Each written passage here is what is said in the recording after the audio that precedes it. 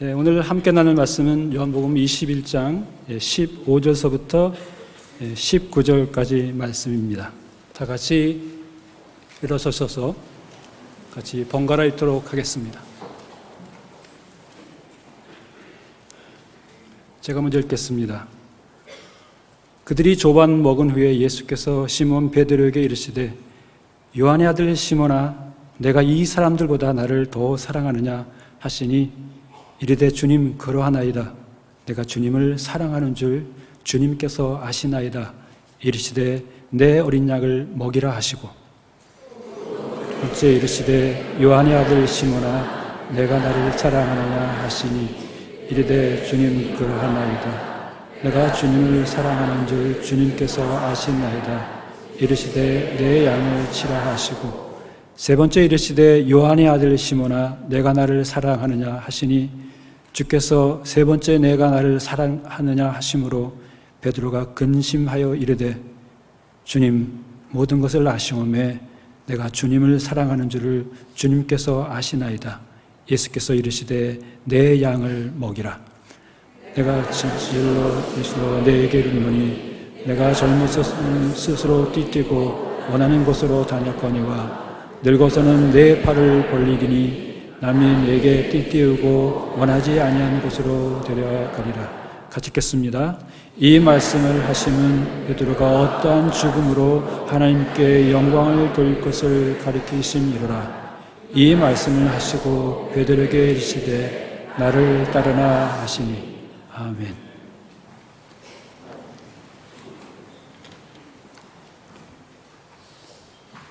하나님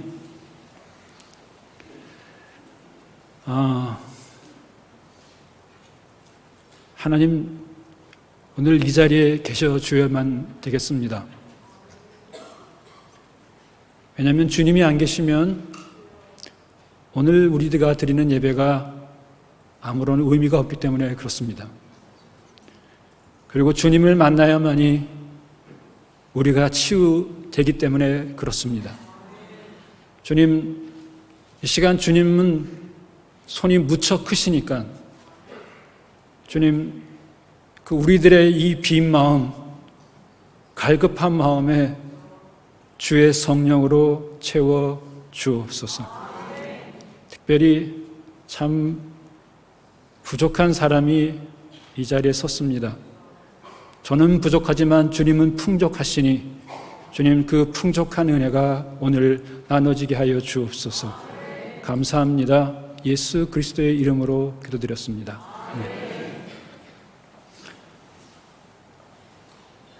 아멘. 요새 한국 TV나 그런 것들을 보게 되면 그 한국 그 젊은 사람들이 이렇게 말하는 걸 들을 수 있습니다. 그죠? 근데 분명히 이게 좀 한국말을 하는데 도통 알아들을 수가 없어요.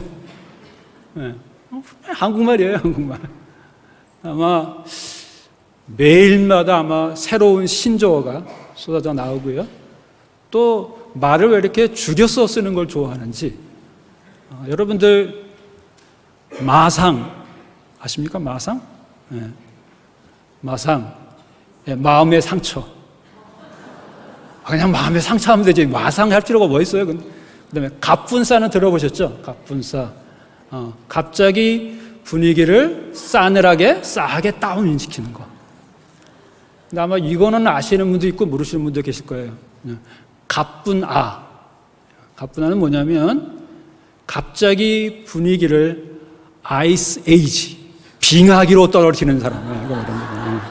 오늘 제 설교가 그러지 않길 바랍니다. 옛날에 저희들도 조금 못생긴 사람을 좀 뭐라고 놀렸냐면 옥덜매라고 아시죠?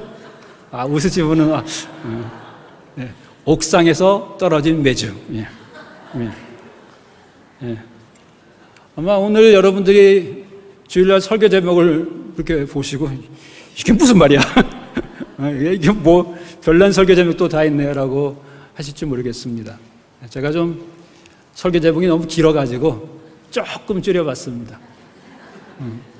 예. 별난은 뭐냐면 별 수 없는 나. 네. 그다음에 별 주는 별나게 사랑하시는 주님. 오늘 설교 제목이 뭐냐면 별 수 없는 나를 별나게 사랑하시는 주님입니다. 네. 네, 성도 여러분들은 어느 때 자기가 별 수 없는 나라는 것을 좀 실감하십니까? 어느 때? 네. 사업이 아주 잘 나갔는데 갑자기 안 돼요. 그래서 그걸 접게 됐을 때, 그렇죠? 남자들 특별히 그렇죠. 그리고 회사 사정이 갑자기 안 좋아져가지고 갑자기 너 그만 와. 그래서 퇴출당했을 때. 그리고 많은 우리 한국 분들이 자녀들 교육, 좋은 교육 받기로 애들을 데리고 왔는데 이 아이가 예상과 다르게 이상한 길로 빠져. 또 그것만 좋은데 또 그 아이하고 관계가 틀어질 때, 나도 별 수 없구나 생각하게 됩니다. 또 여러분들에게 아마 이런 분이 계실지 모르겠어요. 냉장고를 열었어요. 문을. 내가 왜 열었지? 내가 뭐 때문에 무슨 이유가 있는데? 그럴 때나 아니면 자기 건강이 갑자기 안 좋아져가지고 일상적 옛날에는 제대로 했는데 일상생활을 제대로 하지 못할 때 우리는 나도 별 수 없구나 라는 것을 실감하게 됩니다. 하지만 오늘 저희들이 나누려고 하는 별 수 없는 나는 좀 다른 차원에서의 별 수 없는 나입니다. 아마 여기 계신 많은 분들이 처음에 예수님을 영접하고 그 다음에 뜨겁게 은혜도 체험하고요. 그리고 막 성령 체험도 하고 여러분 그때 어땠습니까? 정말 끝내줬죠. 그죠? 세상 옛날에는 막 그렇게 좋아했었는데 세상 거 다 버리고 오직 주님께만 헌신 주야고 저는 선교사로 가겠습니다. 막 그랬잖아요. 저도 그랬어요. 정말 그때는 우리는 그 방탄소년의 불타오르네 있잖아요. 정말 불타오를 정도로 주님과 뜨겁게 사랑을 나누는 첫사랑의 시절이 있었습니다. 지금도 그런 뜨거운 첫사랑으로 주님을 계속 사랑하고 섬기는 분도 계시지만 아마 적지 않은 분들이 첫사랑이 식어져서 정말 주님을 처음 섬겼을 때, 만났을 때 가졌던 모습과는 좀 다른 모습, 그리고 정말 주님의 제자라고 하면서 주님의 제자답게 살지 못하는 자신의 모습을 보면서 나도 별 수 없구나 하고 자기 자신이 별 수 나임을 자각하고 한탄하게 됩니다. 이것이 오늘 저희가 나누려고 하는 별 수 없는 나입니다. 내일부터 저희 교회에서 머슴교회 세미나가 열리는데 10회차, 여기 10회차 계신 분인데 저는 5회차 왔습니다. 제가 선배입니다.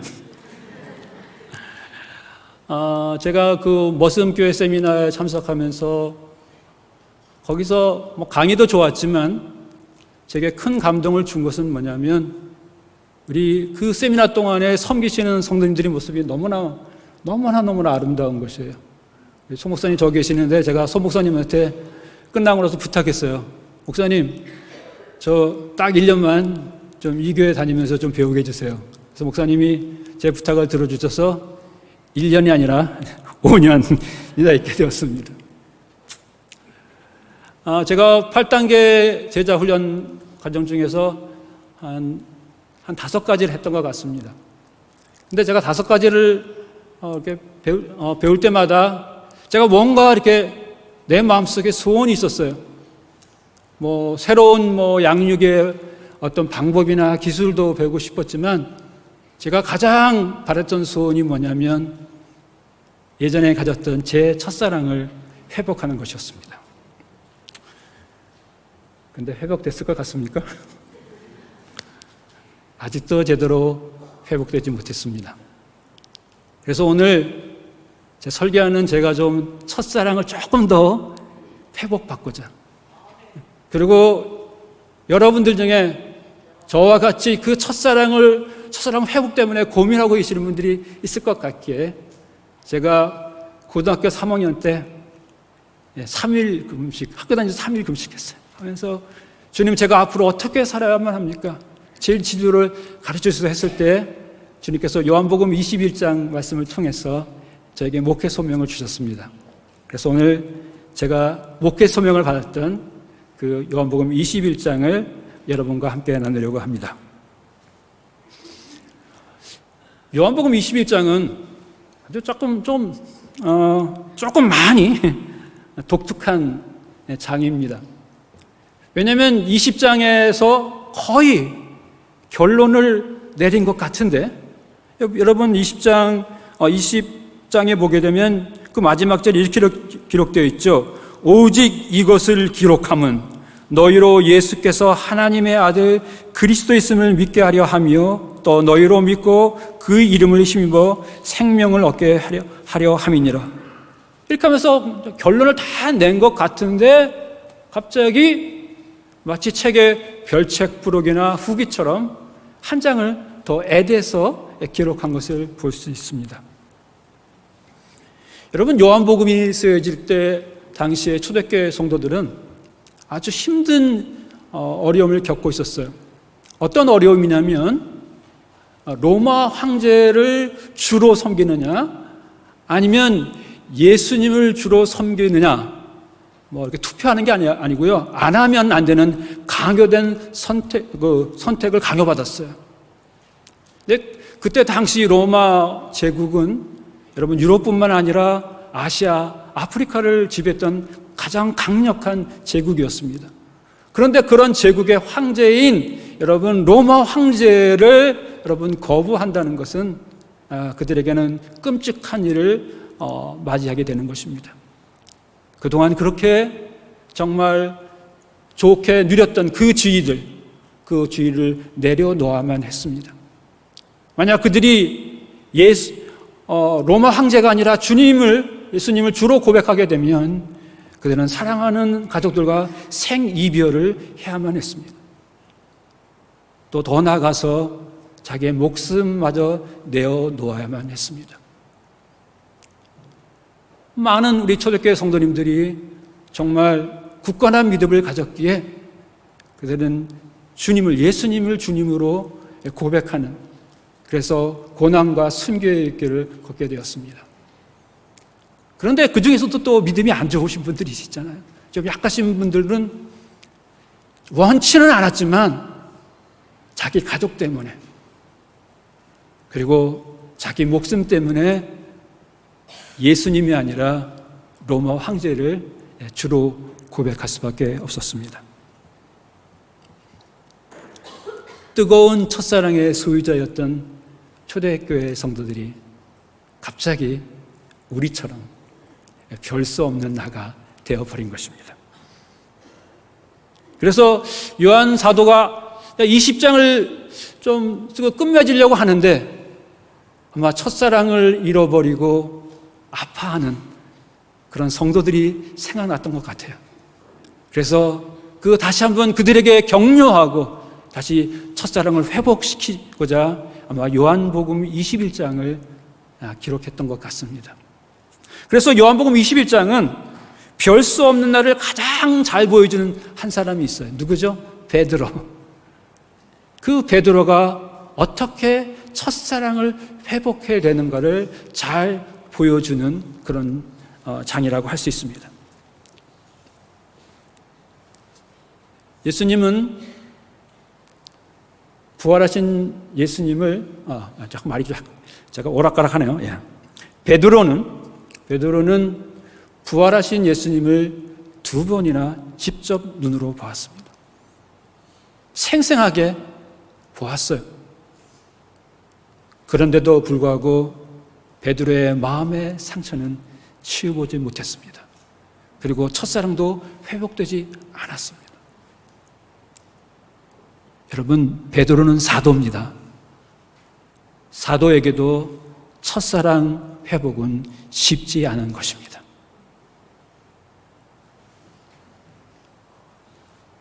그렇다면 무엇이 주님을 향한 첫사랑을 차갑게 쉽게 만들고 또 첫사랑 회복을 어렵게 만드는 것일까요? 우리의 뜨거웠던 첫사랑을 정말 차갑디 차가운 아이스 에이지, 빙하기로 차갑게 떨어뜨리는 것은 베드로 사도나 초대교회 성도들처럼 강요된 선택 또는 어쩔 수 없는 사정으로 인해 구원받은 사람이라면, 주님의 제자라면 하지 말아야 할 엄청난 실수 때문이라고 저는 생각합니다. 베드로는 주님이 모든 제자는 자기를 버릴 것이라고 말씀하실 때 베드로는 다른 제자는 몰라도 나만은 주님을 쫓겠습니다. 죽으면 죽었지 나는 주님을 쫓겠다고 그렇게 맹세를 했습니다.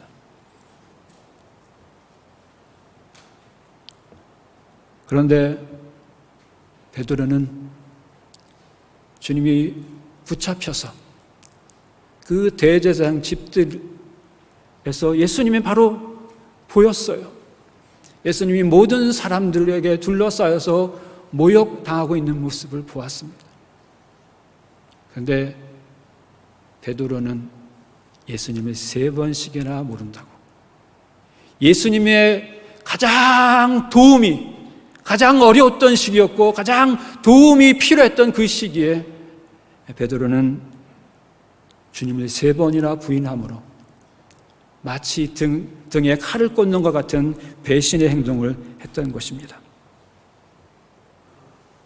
제란 이렇게 하나님을 거역할 뿐만 아니라 하나님의 가슴에 정말 대못을 박는 그런 것입니다.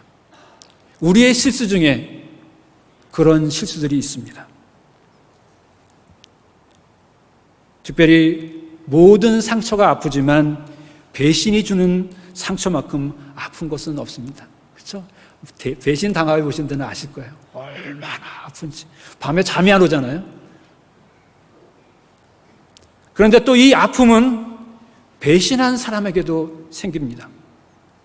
배신한 사람이 자신이 정말로 말도 안 되는 일을, 끔찍한 실수를 저질렀다는 것을 자각하게 될 때 그 통증은 그 사람의 마음과 몸을 강타하고 말아버립니다.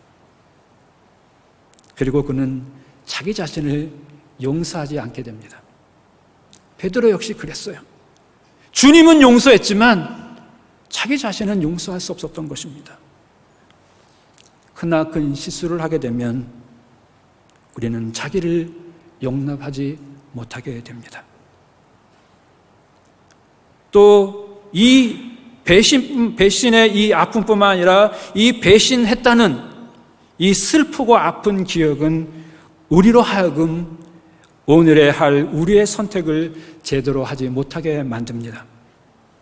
남자분들 중에 바둑을 두시는 분들은 아실 것입니다. 한 번 악수를 두게 되면 한 번 악수로 끝나는 것이 아니라 다시 악수를 불러온다는 말이 있습니다. 예수님이 베드로와 제자들을 갈릴리로 보내신 이유가 여러 가지 있겠지만 가장 큰 이유는, 여러분, 갈릴리는 예수님께서 그들을 제자로 불렀던 그 장소였습니다. 그리고 예수님께서 가장 많이 활동했던, 주로 초기에 활동했던 사역지였기 때문에 제자들로 하여금 그곳에 가서 다시 제자로서의 사명의식을 좀 추스리라고 아마 보냈던 것 같습니다. 그런데 배신의 기억, 실수의 기억에 사로잡혀 있는 베드로와 제자들은 예수님의 기대와는 달리 제자로 부르시기 전에 이전 직업, 그들의 직업이 뭐였죠? 고기잡이로 돌아갔습니다. 사실 그때 제자들은 먹고 살아야만 했어요. 할 일이 없잖아. 예수님도 부활하셨지만 계속 같이 있던 것이 아니고, 그래서 그들은 먹고 살기 위해서 그들은 고기잡이를 선택할 수밖에 없었습니다. 근데 그것이 문제가 아니라 정작 문제는 뭐냐면 그들이 주님의 제자로의 부르심을 그들이 잊었다는 데 문제가 있는 것입니다. 우리도 그렇지 않습니까?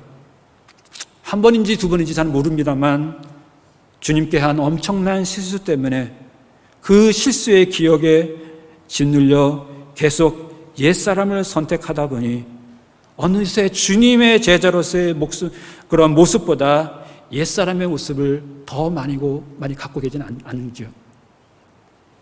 분명 예수님을 오랫동안 믿었기 때문에 분명 우리에게 예수님의 모습이 보여져야 되는데 옛날 자기의 모습을 보여주지는 않았는지요.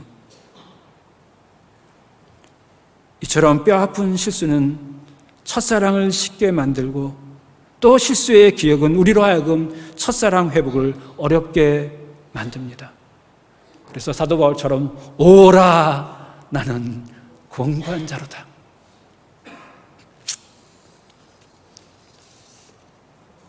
그럼 어떻게 해야 잃어버린 첫사랑을 회복할 수 있을까요? 먼저 실패한 나 자신에게 붙잡혀가지고 끌려다니는 그런 나를 구해주시러 오신 주님을 만나야만 합니다. 주님을 만나는 것 외에는 다른 방법이 없습니다. 우리의 문제는 주님을 만날 때 해결됩니다. 오늘 저희들이 읽지는 않았지만 9절을 보게 되면 예수님께서 그냥 기다리시지 않고 밤새 고기 잡으러 고생했던 제자들을 위해서 조반, 브렉퍼스트를 준비하셨어요. 근데 저는 이 모습을 보면서 이런 하나님의 그런 모습이 좀 연상되었습니다. 어떤 모습이냐면 그 큰 사고를 저지르는 자녀가 옛날에 있잖아요. 사고 치면 아빠한테 혼나니까 도망 나가잖아요. 혼나니까. 그러니까 도망 나갔는데 그 도망한 자녀를 밥상 들고 찾아오신 하나님 아버지. 그런 모습 안 보이십니까?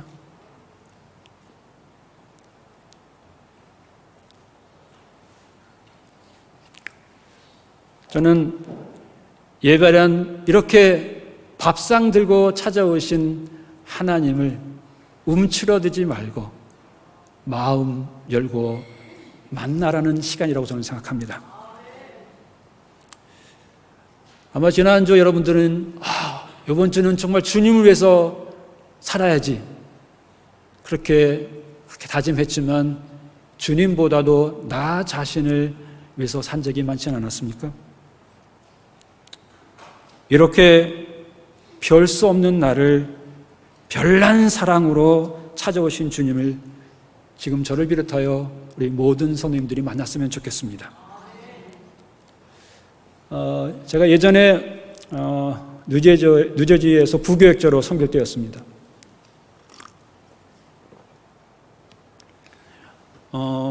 제가 이제 매주 예배마다 제가 사회를 봤어요. 그 목사님 설교하시고 제가 사회를 봤는데 어느 한 주 제가 엉망으로 살았던 주가 있었습니다. 성경 읽었게요? 안 읽었게요? 안 읽었습니다. 또 기도도 물론 안 했습니다. 주구장창 TV 보고 컴퓨터만 보는 것으로 시간을 보냈습니다.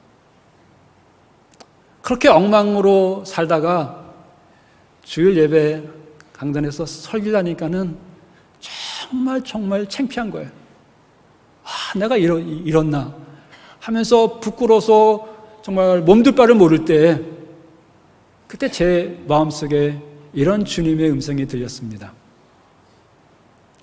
경수야, 나는 내가 거기 있는 것만으로도 좋다.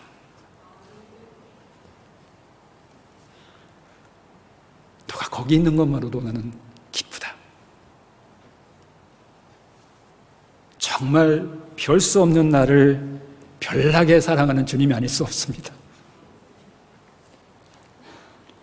이러한 주님의 별난 사랑을 우리는 은혜라고 말합니다. 그렇죠? 받을 수 없는 사람인데, 누릴 수 없는 사람인데 우리에게 주시는 주님. 이렇게 주님의 은혜는 우리의 어떤 실패보다 큽니다. 그래서 우리는 그냥 그레이스가 아니라 무슨 그레이스? Amazing grace. 하지만 이런 놀라운 주님의 은혜도 이것을 은혜답게 받아야만 은혜를 누릴 수가 있습니다. 우리가 주님의 은혜를 은혜답게 받으려면 우리의 그 처참한 실패의 기억이 하나님의 치유 속으로 들어가야만 합니다. 즉 용서와 변화의 근원이 되시는 주님 앞에 나아가 자신이 그동안 꽁꽁 숨겨놓았던 자신의 어두움을 내어놓아야만 합니다.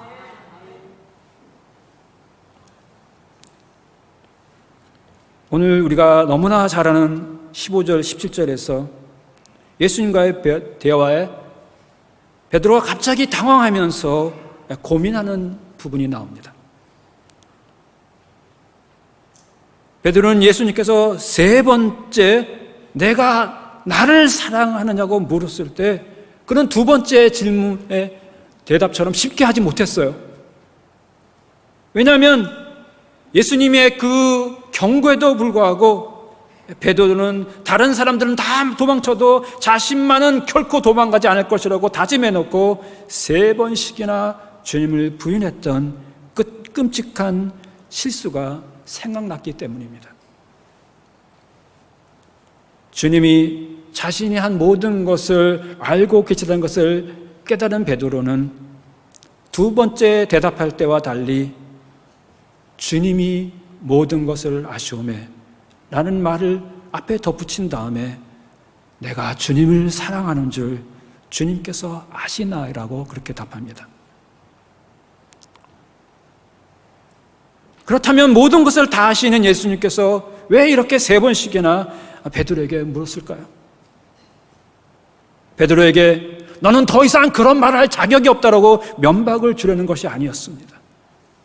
그런 끔찍한 실수에도 불구하고 예수님은 베드로를 믿음과 헌신의 사람으로 보고 있다는 것을 그것을 알려주기 위해서 물으신 것입니다. 그런데 세 번씩이나 내가 참으로 다른 사람들이 나를 사랑하는 것보다 나를 더 사랑하느냐 하면서 물으신 것은 베드로 하여금 그 이전에 그가 맹세했잖아요. 그 맹세의 힘, 맹세했던 그 맹세들의 힘, 그리고 그 베드로의 열성의 근원이 무엇인지 곰곰하게 살펴보라고 주님께서 그렇게 말씀하신 것입니다. 베드로는 열심히 대단한 사람이었습니다. 그렇죠? 열심히 대단한 사람이야. 근데 베드로의 열심은 자기를 위한 자기 중심적인 열심이었던 것입니다. 최후의 만찬 때 예수님 조금 있으면 십자가에 못 박히시는데 그들은 누가 높냐고 누가 높자고 자리 다툼을 했습니다. 베드로도 꼈겠죠. 그럼 베드로의 그 열심이 바로 자기를 위하였던 것을 알 수 있습니다. 여러분 요한복음 13장에 보면 예수님이 만찬을 드시기 전에 제자들의 발을 씻기는 장면이 나옵니다. 그렇죠? 그래서 제자들은 다 예수님께 발을 내놓는데 누가 안 합니까? 베드로만 예수님 절대로 내 발 못 닦깁니까? 라고 거부합니다. 그래서 예수님께서 정색을 하시면서 그러면 너와 나는 상관이 없다. 그 다음에 뭐라고 말합니까? 그래 그러면 내 발만 아니라 손과 머리까지 씻겨달라고 요구합니다. 예전에 저는 베드로가 정말 멋있는 사람이다 말이죠. 예수님 손과 머리까지 씻겨달라고. 그래서 저희들도 옛날에 이 베드로의 말하는 거 보고 주님 저희 머리서부터 발끝까지 깨끗이 씻어 주옵소서 그렇게 했습니다. 그런데 제가 5년 전에 제가 요한복음을 가지고 강해 설교를 했는데 이 예수님께서 너와 내가 상관이 없다는 말의 그 원어적인 뜻이 뭐냐면 예수님이 그런 이제 유업이 있잖아요. 상급이 있는데 만약에 내가 너의 발을 씻기지 않으면 너에게는 이런 상급이 없다고 얘기한 거예요. 그러니까 베드로가 깨끗이 씻겨달라고 한 것은 더 영적으로 순결하기 위해서 한 것이 아니라 더 많은 상급을 받기 위한 자기 유익 때문임을 알 수 있습니다. 베드로의 자기 중심적인 영성을 우리가 볼 수가 있는 것입니다. 제가 중학교 때부터 교회 다니기 시작했는데 교회를 힘들게 하는 사람, 열심히 없는 분들은 별로 문제 안 일으켜요. 그냥 교회에서 가장 문제를 일으키시는 분들이 열심히 있는 분들입니다. 근데 그 열심이 자기 중심적인 열심이다 보니 그 열심 때문에 교회가 큰 상처를 받고 어려워하는 것을 제가 몇 번 보았습니다. 여러분, 주님의 일을 하려면 여러분 열심히 있어야 됩니다. 그렇죠? 주님의 열심히 있어야 됩니다. 근데 열심을 할 때 잘못하게 되면 우리가 실수하고 실패하게 돼요. 누구나 다 그렇습니다. 다 실수해봤잖아요. 다 실패해봤잖아요. 그런데 그 실패와 실수를, 그 확률을 조금 줄이는 방법이 있습니다. 그것은 뭐냐면 자신의 그 열심의 동기, 내가 왜 이렇게 이 일을 하는지 그 동기에 의문을 제기할 수 있어야만 합니다. 그리고 자신에게, 다른 사람이 아니라 자신에게 자기를 속이는 자기 기만의 가능성이 있다는 것을 여러분 아셔야만 합니다. 특히 조심해야 될 것은 자기가 만든 예수님을 조심해야만 합니다. 그런 열심 있는 분들 예수님을 자기랑 똑같은 줄 알아요. 자기가 만든 예수님 조심해야만 합니다. 베드로는 예수님의 그런 그 질문을 통해서 그러한 자기 자신을 돌아보면서 주님이 모든 것을 아시오매라고 말하면서 자신에게 한계가 있음을 인정하게 됩니다. 이것을 우리는 겸손이라고 말합니다. 자기의 한계를 인정하는 것.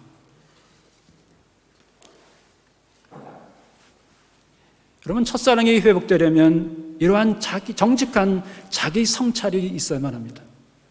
그런데 그것과 더불어 중요한 과정이 있는데 성령님을 통한 기억 치유 과정이 있어야만 합니다.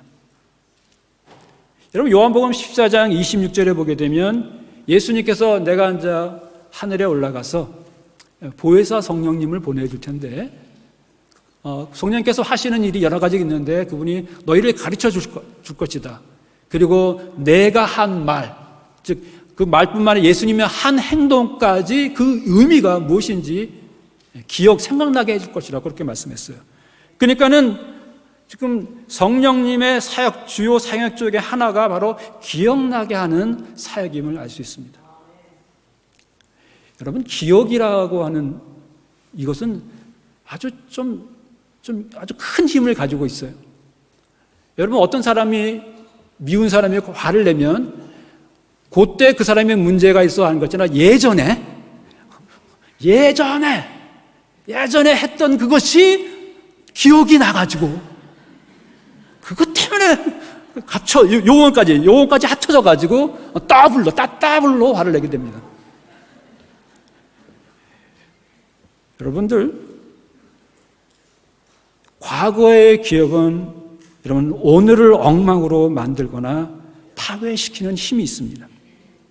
하지만 성령님으로 인해 치유받은 기억은 우리가 예상치도 못한 놀라운 일을 창조하는 힘이 있습니다.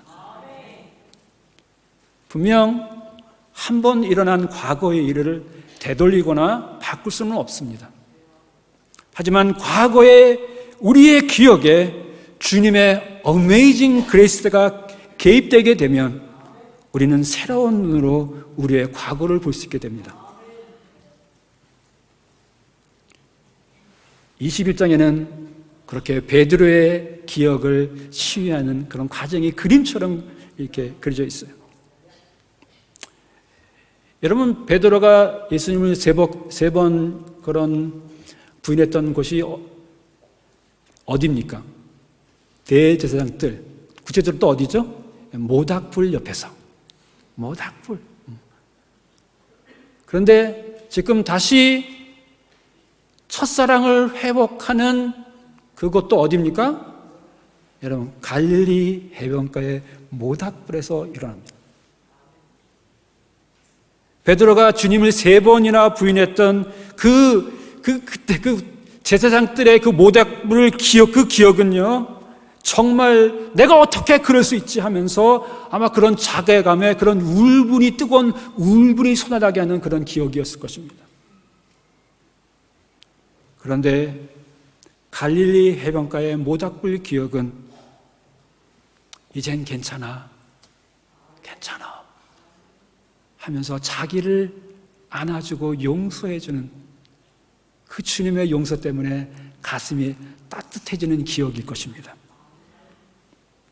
또 3번씩이나 부인하고 닭 울음소리와 함께 맞았던 베드로의 새벽은 나는 안 돼, 나만은 안 돼 하면서 포기와 절망의 기억이 가득한 그러한 어두운 새벽이었다면 갈릴리 해변에서의 새벽은 다시 찾아와 자기에게 다시 한번 기회를 주시는 용서와 희망으로 가득 찬 밝은 새벽이었던 것입니다. 저는 이 시간 성령님께서 여러분의 기억을 만져주길 바랍니다. 그래서 여러분의 기억이 치유되기를 바랍니다. 배신과 실패의 기억에서 벗어나 우리를 다시 새롭게 하시고 첫사랑으로 회복시키시는 은혜의 기억에 여러분이 사로잡히길 바랍니다.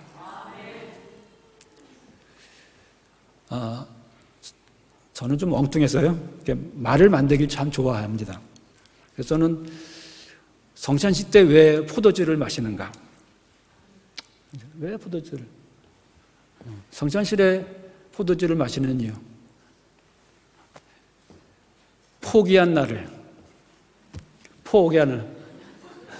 포기하지 않고 도전하시는 주님.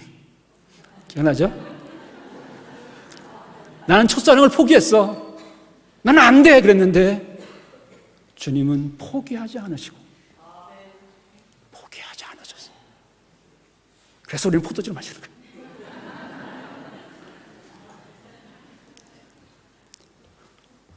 그렇다면 왜 첫사랑 회복이 필요한가요? 왜 첫사랑 회복이 그렇게 중요한가요? 왜냐하면 첫사랑이 회복되어야만 주님이 주신 사역을 제대로 감당할 수 있기 때문에 그렇습니다. 첫사랑이 회복되어야만 주님이 십자가 사랑을 쏟아부어 세운 몸된 교회를 우리 몸으로 실제 섬길 수 있게 됩니다. 예수님은 실패한 베드로에게 그래 괜찮아 하고 말함으로 끝낸 것이 아니라 다시 그로 하여금 주님의 목양에 동참할 수 있는 기회를 주신 것입니다. 여러분, 배신한 사람을 용서하는 것은 정말 어렵습니다. 그런데 배신한 그 사람에게 귀하고 중요한 일을 다시 맡기기란 정말 어렵습니다. 내가 용서는 해도 내가 이 일은 못 준다 그러지 않습니까? 어떻게 믿어요? 우리가 그 이해를 좀 아실 것입니다. 어떤 아버지가 있는데 아버지가 그 아이가 이제 학교 다녀야 되니까 자기가 타던 귀한 차를 아이한테 줬어요. 근데 아이가 애들은 막 부주의하잖아요. 해가지고 차를 엉망으로 만들어 버렸어요. 얼마나 화가 납니까? 첫날 줬는데 가자마자 폐차하게 됐으니까. 근데 그 아버지가 좀 부자였던 모양이에요. 또 차가 있죠. 근데 그 아버지가 그 풀 주고 가는 그 아들한테 해 여기 던져지는 게 키였습니다. 참 힘든 용서였지만 했죠. 그러나 예수님께서 우리에게 한 용서는 그 아버지의 용서 비길 바가 못 되는 것입니다. 여러분, 베드로와의 그 예수님의 대화의 가장 중요한 부분은 뭐냐면 주님의 양들을 돌보는 목양 사역을 맡긴 것이었습니다. 예수님께서 이 목양 사역이 중요하기 때문에, 함부로 하면 안 되기 때문에 베드로에게 3번의 첫사랑의 확인이 필요했어요. 그리고 그 확인할 때마다 예수님은 말은 조금 바뀌지만 목양하라고 명령하였습니다. 목양은 해도 되고 안 해도 되는 것이 아니라 첫사랑이 회복되었다면 당연히 해야 될 명령인 것입니다. 근데 제가 그 예수님의 목양하라는 그 명령 중에 그 첫 번째가 다른 그거랑 조금 달라가지고 그 내 어린 양을 먹이라는 것을 제가 집중적으로 묵상하게 되었습니다. 여기 어린 양은 실제로 어린 아이일 수도 있지만 아마 이것은 영적으로 미성숙한, 그러니까 예수님 믿은 지 얼마 안 된 그런 미성숙한 사람이라고 생각합니다. 여러분, 양육해 보신 분들은 아시겠지만 여러분들 미성숙한 사람을 양육하기란 쉽지 않습니다. 마치 생고구마를 젓가락으로 찌르는 것 같잖아요. 잘 안 들어가잖아요. 근데 초신자의 미성숙보다 더 힘든 것이 있습니다. 영적 지도자들의 미성숙함. 교회 오래 다녔는데 아직도 잘하지 못했어. 그런 부분 갖고 계시잖아요. 저는 있는데. 그것을 대할 때 우리는 아주 어렵습니다. 제가 요거 얘기할 때는 제가 별표를 하나 썼습니다. 잊어버리지 말라고. 제가 빌립보 교회에 5년 다녔습니다. 근데 제 속에 그 어린아이와 같은 그 미성숙한 그 부분 때문에 조금 마음이 상하신 분이 있다면 저를 용서해 주시기 바랍니다.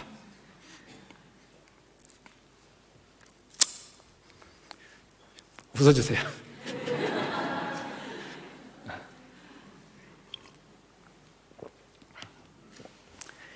네, 얼마 전에 제가 여러분들 이 책을 아실 줄 모르겠는데 일의 기쁨과 슬픔이라고 하는 알랭드 보통이라고 하는 크리스찬 작가가 쓴 건데요. 그분이 또 책을 하나 썼는데 어떤 책이냐면 낭만적 연애와 그 후의 일상. 이게 부부 생활에 상당히 좋은 그런 건데요. 근데 이 책을 이 소설을 읽으면서 영적으로 미성숙한 사람을 양육하는 것이 어떠하다는 것을 제가 새삼 깨달았습니다. 소설의 두 주인공이 이제 결혼해가지고 갓난아기를 낳습니다. 갓난아기는 여러 에피소드가 있는데 이 작가가 거기에 약간 나레이션 그런 하듯이 좀 글을 갖다가 이렇게 덧붙입니다. 소설이 좀 이상한 소설인데, 근데 이렇게 돼요. 거기서 어떤 부분이 나오냐면 아이들은 자신보다 나이가 몇 배나 많은 사람들에게 예상치 못한 선생이 된다. 아이들의 철저한 의존성, 자기 중심주의, 연약함이 어른들에게 타인을 위해 자아를 초월하는 사랑을 하게 만드는 것이다. 좀 어렵죠? 이게 이렇게 쉽게 말하면 이런 거예요. 자, 갓난아이가 자기 기저귀 갑니까?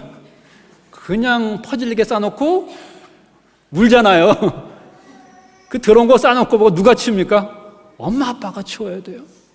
자, 엄마 아빠는 돈 벌러 가고 나가서 고생 많이 했어요. 피곤해요. 근데 아이가 아빠 오늘 고생 많았지? 내가 우유 사다 먹을게. 그렇지 않죠. 그렇지 않죠. 그냥 배고프다고 짜증내며 웁니다. 목양은 바로 갓난 아기를 키우는 것처럼 실제적인 욕구를 채우는 것입니다. 이게 목양이에요. 이런 사역을 하기 위해서는 자기 중심주의에서 벗어나 다른 사람을 먼저 생각하고 챙기는 이타주의로 가슴이 가득 차야만 가능합니다. 근데 이게 말이 쉽지 행하기가 어렵습니다. 말은 쉬워, 하기는 쉬운데 실제로 행하기는 어렵습니다. 오직 자신이 죽어야만 가능합니다. 여러분 18절과 19절에 보게 되면 베드로가 말년에 어떻게 죽을 것이라는 말이 나옵니다. 예수님께서 예언의 말씀을 합니다. 여러분 베드로는 그렇게 실제적으로 십자가에 죽었지요. 그런데 예수님께서는 너희가 나의 참 제자가 되려면은 자기를 먼저 챙기려고 하는 자기를 부인하고 자기 십자가를 지고 쫓으라고 그랬어요. 여러분 교회 임직자들한테 임직 증서를 주는데 거기에 단골로 쓰이는 문구가 있습니다. 죽도록 충성하라. 내가 생명의 면류관을 내게 주리라. 그 말이 무슨 뜻이냐면 내가 죽지 않으면 참된 사역을 할 수 없다는 것이에요. 죽도록 충성하라. 막 죽사 그런 뜻이 아니라 내가 죽어야만 주님의 참된 목양, 섬김을 할 수 있다는 말입니다.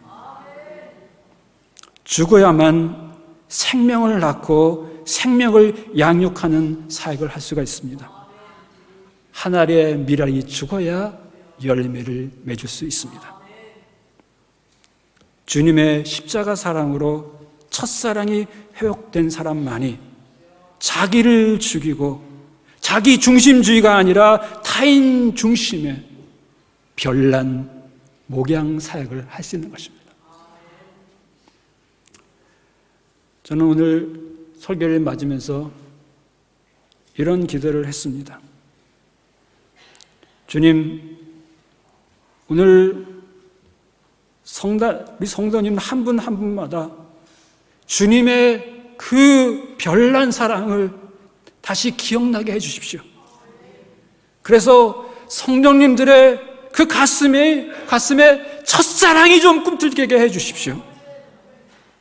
그리고 이번 머슴교회 세미나를 통해서 주님을 향한 그 첫사랑이 활활 불타올라 세미나에 참석한 모든 교회와 선교지에 별 수 없는 나를 별나게 사랑해 주신 주님을 다시 별난 사랑으로 사랑하고 목양하는 주님의 제자들이 세워지게 하옵소서. 저는 이 기도가 이루어질 줄 믿습니다. 기도하겠습니다.